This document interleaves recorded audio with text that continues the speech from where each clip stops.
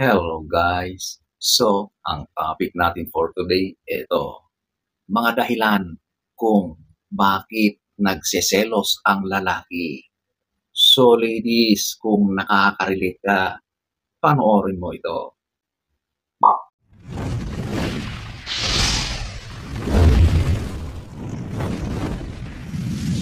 So, wag na tayong magpaligoy-ligoy, diretso na tayo. Number 1, ito yung atensyon sa ibang lalaki.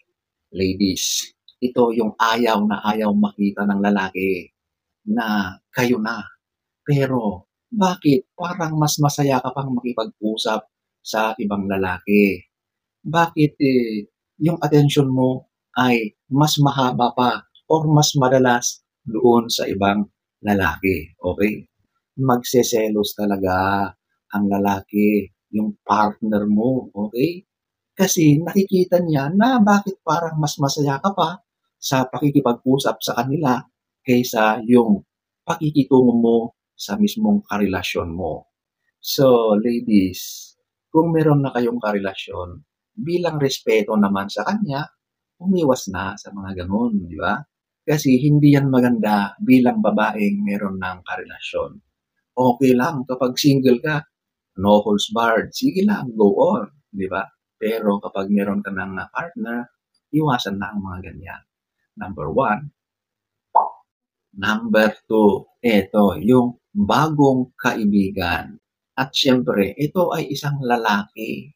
Nako, tapos itong bagong kaibigan mo, lagi mo siyang bukang bibig. Tapos mas madalas pa kayong magkasama doon sa bago mong kaibigan kaysa itong karelasyon mo. Sigurado na magseselos talaga yan. May kaibigan ka, pero sana limitahan mo yung mga ganyang mga pakikitungo mo, lalong-lalo na at lalaki yan, di ba? So, talagang selos ang mangyayari dyan, lalong-lalo na kapag doon ka na lang lagi, nakikipag-banding, nakikipag-usap doon sa bagong kaibigan mo. Paano naman yun, di ba? Bakit ganon? Sa halip na yung partner mo ang pinaglalaanan mo ng mas maraming panahon, ay doon ka pa naglalaan ng oras, nag-uubos ng panahon doon sa bago mong kaibigan. Sigurado na selos yan. Baka mas malala pa yan sa selos kapag hindi na niya nakontrol yung emotions niya. Okay? Hindi ko sinasabing mali, pero bilang respeto doon sa karelasyon mo, iwasan yung mga ganong mga tagpuan. Ganyang mga pakikitungo. Okay? Number 2. Number 3, body language at reaction mo. So, ito yung madalas nangyayari kapag merong lalaki na gwapo, attractive na lalaki, tapos yung reaction mo ay iba, yung tila ba ay nagpapakyut ka, inaayos mo yung sarili mo dahil may lalaking gwapo dyan sa area or sa malapit, di ba? Sigurado na kapag nakita yan ng karelasyon mo, magseselos talaga yan, okay? Aminin nyo, meron talagang ganyang nangyayari na kapag may nakita kayong lalaki na talaga namang sobrang attractive, ay talagang sinisiguro nyo na maganda kayo. Inaayos nyo yung sarili nyo, nagiging prim and proper kayo. Di ba? Nagpapapansin. Madalas ganyan, okay? Kasi normal reaction yan kapag tayo, babae, lalaki, ay humahanga sa mga ganyang mga katangian ng ibang tao, di ba? Pero dapat iwasan na yan, okay? Lalong-lalo na isipin mo, meron ka ng karelasyon.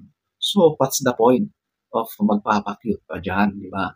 Ibig sabihin ba ay kapag binigyan ka ng pagkakataon, papatulan mo siya? Oo, di ba? So, wag nang ganun. Okay? Kontrolin na lang. Self-control. Di ba? Hahangaan mo siya. Normal ang humanga.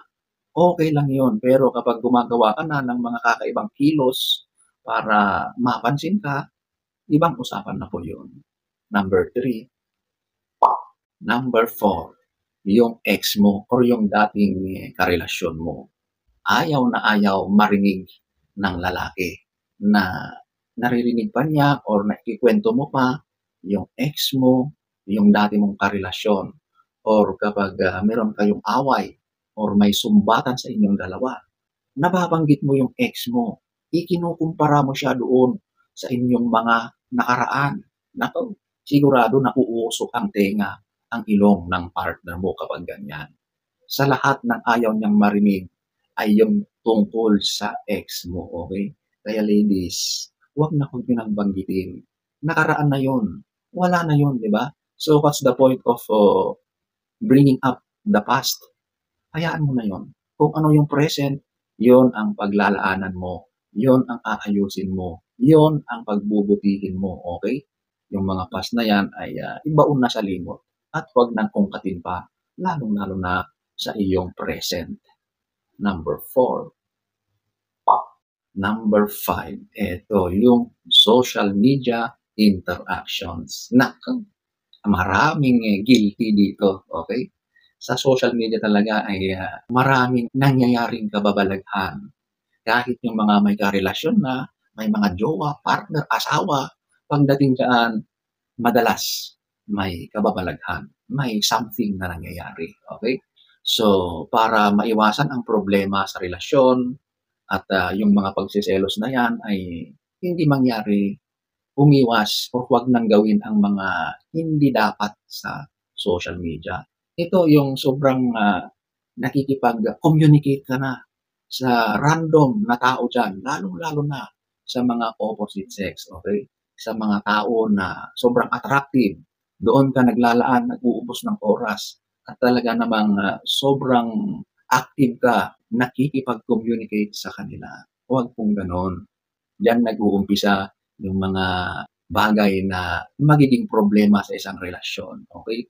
Magseselos talaga yan.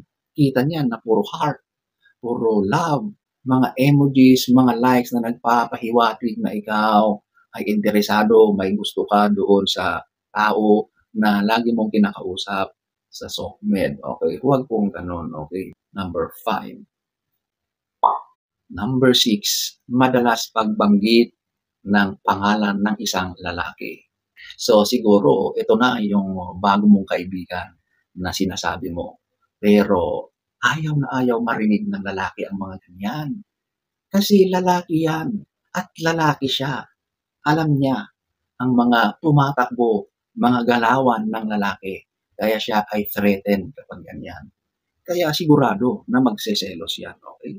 In the first place, bakit ka kasi meron kang kaibigang lalaki na ikaw ay may karelasyon na? Ang kaibigan, kaibigan lang yun ha, hindi yung lagi mong kasama. Hindi mo yung maya't maya ay nag-uusap kayo. Alam nyo ba na mataas ang chances na magkakaroon yan ng pag-uunawaan. Mande-develop ang mga yan. Kahit sabihin mong kaibigan, kung siya naman ang lagi mong kasama, mas mahaba pa yung oras nyo kaysa doon sa karelasyon mo mismo, sigurado na ang patutunguhan yan ay awal na relasyon. Hindi ko nila lahat, pero napakataas ang chances. Kaya iwasan na yan, yung mga kaibigan, boy best friend na yan. So ayan po ang number 6. So ayan po ang ilan sa maraming dahilan kung bakit nagseselos ang lalaki. So ladies, sana ay nagustuhan niyo ang ating topic for today. Next story time. Don't forget to subscribe,